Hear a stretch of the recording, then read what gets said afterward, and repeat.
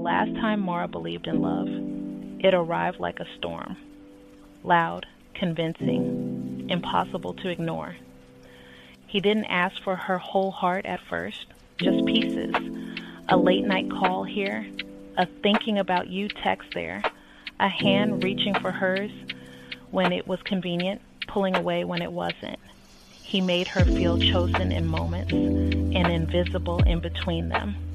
And somehow, she learned to live in those in-between spaces. That's how it always went. People came into her life like they needed something, comfort, attention, a place to rest their chaos. And Mara gave it, because that's who she was. She was steady. She listened. She stayed. But staying had never been something anyone offered her in return. At 27, she started noticing the pattern, not as bad luck, but as a quiet truth settling in her bones. It wasn't that love didn't exist. It was that the kind of love she carried felt out of place. Too honest for people who thrived on games. Too loyal for people still tangled in their pasts. Too real for a world that had learned how to pretend. She watched friends chase relationships that looked like war zones. Arguments disguised as passion. Silence mistaken for peace. And jealousy worn like proof of love. She saw people stay where they weren't valued just because leaving felt lonelier than settling. Mara tried to understand it. She really did.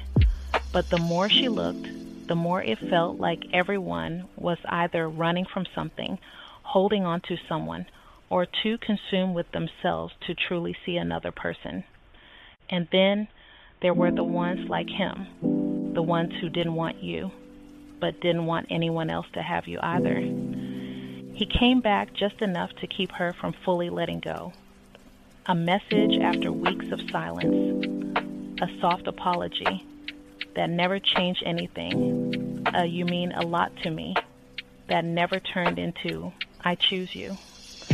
And for a while, she let herself believe that maybe someday he would.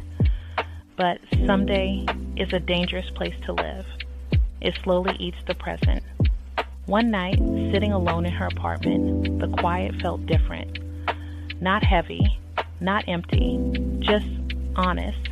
No waiting, no wondering, no second guessing her worth based on someone else's inconsistency. She realized something then, something that hurt but also healed. Maybe the saddest part wasn't that she might end up alone. Maybe it was that she had spent so much time trying to be enough for people who were never going to meet her where she stood. Mara walked over to the mirror, studying the person staring back at her. Not broken, not unlovable, just tired of pouring into cups that leaked. I would have loved you right, she whispered, not to anyone else, but to herself. And for the first time, she meant it in a different way. Life didn't suddenly become easier after that. She still felt the ache sometimes, the quiet longing for something steady, something mutual. She still wondered what it would be like to build something real with someone who stayed. But she also discovered something else, peace, the kind that doesn't come from being chosen, but from choosing yourself. She started waking up without checking her phone first, started making plans without leaving space for someone who might cancel, started filling her life with things that didn't disappear overnight, books, music, late drives, laughter that didn't feel forced. And slowly, she stopped seeing solitude as loneliness. It became safety. It became clarity. It became hers. Maybe love would find her one day. Maybe it wouldn't. But for now, she understood something most people spent years avoiding. Being alone wasn't the failure. Losing yourself trying to hold on to someone who never intended to stay, that was. So she let go. Not just of him, but of the version of herself that kept waiting to be chosen. And in the quiet that followed, Mara finally built something real. A life that didn't depend on someone else to feel whole. time.